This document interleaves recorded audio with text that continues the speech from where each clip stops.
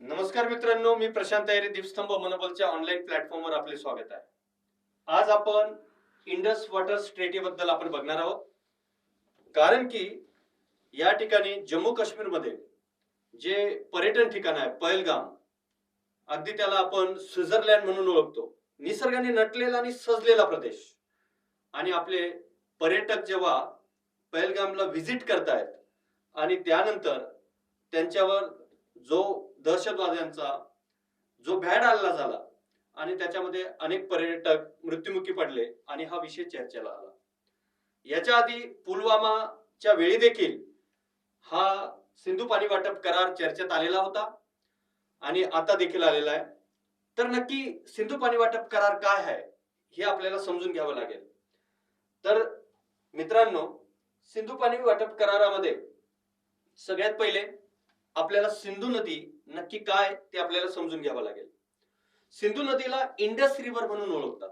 सिंधू नदीला आपण Indus river म्हणून ओळखतो.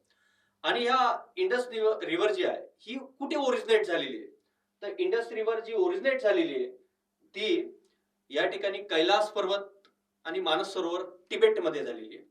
आणि तिबेटमधून पुढे ही नदी भारतामध्ये लडाख इथे प्रवेश करते आणि त्यानंतर पुढे सरळ पाकिस्तानमध्ये जाते. आणि पाकिस्तानमध्ये गेल्यानंतर कराची या ठिकाणी ती अरबियन सीला जाऊन मिळते. जेव्हा आपण पूर्ण हिमालयाचा जेव्हा आपण विचार करतो तेव्हा सिंधू नदी पश्चिमेकडे तर ब्रह्मपुत्रा नदी ही पूर्वेकडे आपल्याला पाहायला मिळते. आणि सिंधू नदी याबद्दल सांगायचं जर झालं तर नक्की हा इंडस वॉटर जो स्ट्रेटी करार आहे तो कधी घडून आला, त्याच्यानंतर कोणत्या नदींवर पाकिस्तानचा अधिकार आहे, कोणत्या नदींवर भारताचा अधिकार आहे. कारण की इंडस रिव्हरच्या ज्या ट्रिब्युटरीज आहेत, म्हणजे आपण त्याला उपनद्या म्हणतो, त्याच्यात दोन भाग करण्यात आलेले आहेत.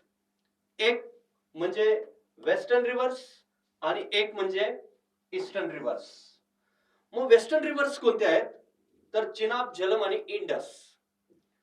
आणि ईस्टर्न रिव्हर जे आहेत त्या म्हणजे सतलज, बियास आणि रावी. याच्यावर भारताचा अधिकार आहे तर याच्यावर पाकिस्तानचा अधिकार आहे.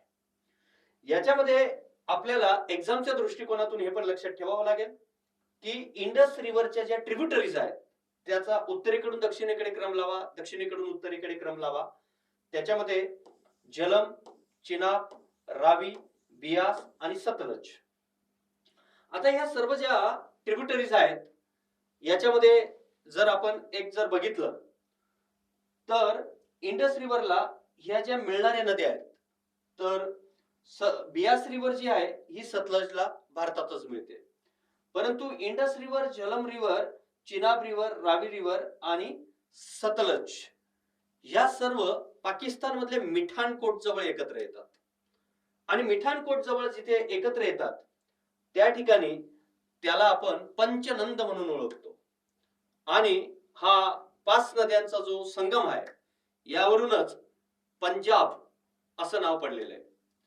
आणि पंजाबाचा जो जास्तीत जास्त एरिया जो आहे तो आपल्याला पाकिस्तानमध्ये पाहायला मिळतोय.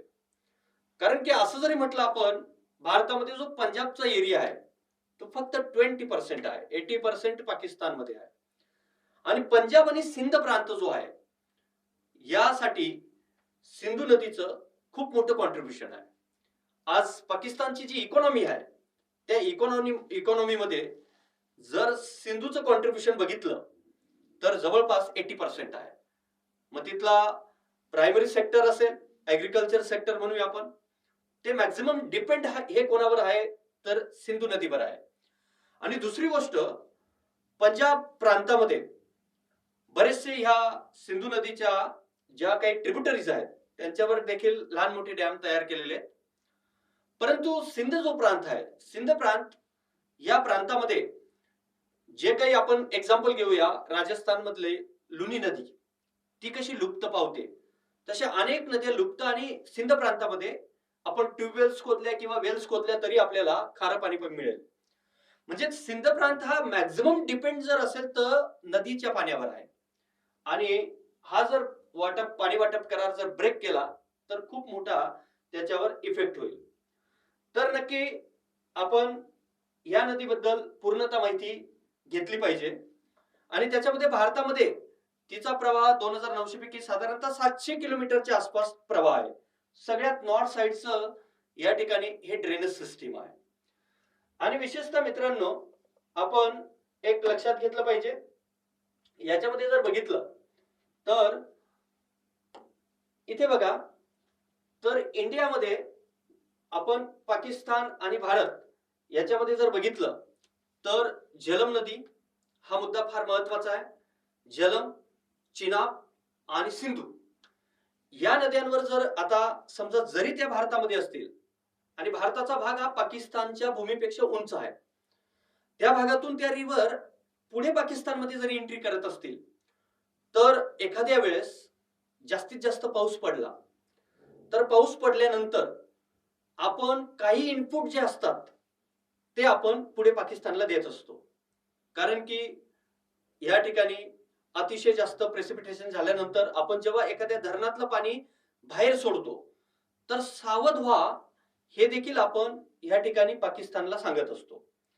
मग असे काही इनपुट देणं देखील बंद होईल. आणि विशेषतः अजून नुकसान काय होऊ शकतं की पावसाळ्यात अतिशय जास्तीत जास्त पूर पाकिस्तानमध्ये येण्याच्या शक्यता राहतील. आणि दुसरी गोष्ट, उन्हाळ्यामध्ये पाण्याची कमतरता भासेल. अशा अनेक गोष्टी घडणार आहेत जर हा करार बंद केला तर. नक्की हा करार काय होता ते आपण बघूया. आता हा जो करार होता सिंधू जल वाटप करार, तर सिंधू जल वाटप करार मध्ये नक्की कोण कोण होतं? तर भारत होतं, त्याच्यानंतर पाकिस्तान होतं आणि जो ब्रोकर म्हणून होता, जो मेडिटर होता, तर ते वर्ल्ड बँक होती. तर मित्रांनो, हा करार होण्याच्या आधी अनेक घडामोडी घडल्या आणि त्या घडामोडींमध्ये टेनेसी व्हॅली प्रकल्प, त्या संबंधित तिथले जो व्यक्ती होता तो देखील भारतामध्ये आला. त्यानंतर त्यांनी देखील चर्चा केली, त्यांनी एका पुस्तकामध्ये देखील उल्लेख केला. त्याच्यानंतर ह्या गोष्टीला चालना मिळाली आणि तो दिवस आला, तो म्हणजे 19 सप्टेंबर 1960 चा. आणि त्याच्यामध्ये सिंधू जल वाटप जो करार होता त्याच्यामध्ये आयुब खान, त्याच्यानंतर वर्ल्ड बँक आणि त्यानंतर आपल्याला आपले देशाचे प्राईम मिनिस्टर, तत्कालीन प्राईम मिनिस्टर पंडित जवाहरलाल नेहरू देखील होते. आणि ठरलं काय की 80% पाण्यावर अधिकार हा पाकिस्तानचा आहे आणि 20% अधिकार हा भारताचा आहे. परंतु ज्या की वेस्टर्न रिव्हर्स आहेत, इंडस, चिनाब आणि झेलम, तर याच्यावर अधिकार पाकिस्तानचा जास्तीत जास्त आहे. भारताला काही प्रमाणात त्याचं पाणी वापरता येत आहे. परंतु किशनगंगा नावाचा जो हायड्रोलिक प्लांट आहे तो उभारल्यानंतर खूप काही ह्या गोष्टी चर्चेला आल्या होत्या. असो, पुढे मी ते सांगणारच आहे. आता ह्या पाणीवाटप करारामध्ये ज्या ईस्टर्न रिव्हर्स आहेत त्याच्यामध्ये सतलज आहे. आता बियास रिव्हर सतलजला मिळते आणि सतलजला मिळाल्यानंतर या ठिकाणी तिथे देखील भाकरा नांगल प्रकल्प आपल्याला बघायला मिळतोय. मोठा प्रकल्प आहे, पण त्याच्यावर त्या नद्यांवर आपला अधिकार असल्यामुळे हा क्वेश्चन राज्यसेवेने देखील विचारलेला आहे. भाकरा नांगल प्रकल्प अतिशय उंच प्रकल्प. आणि त्यानंतर ही सतलज नदी पुढे जाते हरिके बंधारा आपल्या राजस्थानमध्ये आणि वॉटर मॅनेजमेंट राजस्थान कालवा, इंदिरा गांधी कालवा वगैरे आपण त्या ठिकाणी बघितलं पाहिजे. पूर्ण डिटेल मध्ये जर आपण त्याचा अभ्यास जर केला तर मार्क्स मिळतील. आता हा इंडस वॉटर स्ट्रॅटेजी आहे, तर त्याच्यामध्ये ह्या तिघ पर्सनॅलिटी आपल्याला पाहायला मिळत आहेत. वर्ल्ड बँक वाला मेंबर, त्याच्यानंतर आयुब खान, फील्ड मार्शल आयुब खान आणि पंडित जवाहरलाल नेहरू. त्याच्यानंतर मित्रांनो, आपण बघा या ठिकाणी इंडस वॉटर स्ट्रॅटेजी मध्ये जर बघितलं ते नक्की कोणत्या दिवशी झालेलं आहे, तर आपण ही तारीख लक्षात ठेवणं गरजेचं आहे. ती तारीख म्हणजे कोणती, तर 19 सप्टेंबर 1960. मग India and Pakistan and was broker world bank. आलं लक्षात? हे आपण लक्षात घेतलं पाहिजे. त्याच्यानंतर the strategy set out mechanism for cooperation. मग याच्यामध्ये जर बघितलं तर इंडस रिव्हर, मग याच्यामध्ये आपण काय घेतलं पाहिजे की सतलज, बियास आणि रावी हे ईस्टर्न रिव्हर्स आहेत, याच्यावर भारत आहे. आणि त्याच्यानंतर झेलम, चिनाब आणि इंडस याच्यावर अधिकार पाकिस्तानचा. तर ह्या सगळे ही जे कंटेंट आहे हे कंटेन वॉटर शेअरिंग कशी आहे ते मी तुम्हाला सुरुवातीला सांगितलं. 80% इंडिया, 80% पाकिस्तान, 20% इंडिया. ओके. मग याच्यामध्ये जर बघितलं, मग आता काय होणार आहे की भारत आता त्या ठिकाणी हा करार जर ब्रेक करतोय, तर काय घडणार आहे की आपण आपल्या पद्धतीने झेलम नदीवर, त्याच्यानंतर चिनाब नदीवर किंवा इंडस रिव्हरवर आपण डॅम करू शकतोय. आलं लक्षात? त्याच्यानंतर तिथून कालव्या स्वरूपामध्ये आपण पाणी वळवू शकतोय. त्याच्यानंतर आपण एखादी हायड्रोलिक प्लांट म्हणजे जलविद्युत केंद्र उभं करू शकतोय, जसं की किशनगंगा. आता किशनगंगा बद्दल देखील मी त्या ठिकाणी माहिती दिलेली आहे. आलं. आता किशनगंगा बद्दल जर बोलायचं झालं, तर किशनगंगा ह्याविषयी जर सांगायचं झालं, हा हायड्रोलिक प्लांट हा तसा उभारला. 7 मध्ये सुरुवात झाली, नंतर त्याच्यामध्ये खूप वादविवाद सुरू झाले, परंतु तो पूर्ण व्हायला खूप सारा कालावधी लागला. आलं लक्षात? मग हा किशनगंगा प्रोजेक्ट जो आहे, मग नक्की कोणाशी संबंधित आहे? आलं लक्षात? मग चिनाब नदीशी संबंधित आहे का काय? ते आपण सगळ्या पद्धतीने याच्याबद्दल देखील माहिती मिळवली पाहिजे. त्याच्यानंतर राटले हायड्रोलिक प्रोजेक्ट जो आहे, मग त्याच्याबद्दल आपण माहिती मिळवली पाहिजे. चिनाब रिव्हरशी संबंधित आहे. बरोबर की नाही? मग किशनगंगा आणि त्याच्यानंतर हा राटले हायड्रोलिक प्रोजेक्ट जो आहे, याच्याविषयी 100% क्वेश्चन येण्याची शक्यता आहे, प्रश्न येण्याची शक्यता आहे. म्हणून मित्रांनो, आपण हे सगळं हे जर व्यवस्थित पद्धतीने जर अभ्यासलं, तर आपल्याला मार्क्स नक्की मिळतील. नक्की इंडस रिव्हर अँड ट्रिब्युटरीज यांच्याबद्दल जर बोलायचं झालं, तर ह्या ओरिजिनेट कुठे होतात? त्याच्यामध्ये जर सांगायचं झालं, तर आपले इंडस रिव्हर ही मानस सरोवरावर तिबेटमध्ये तिचा ओरिजिनेट होते. मग त्या ठिकाणी ही वेस्टर्न रिव्हर आहे आणि कराचीमध्ये जाते.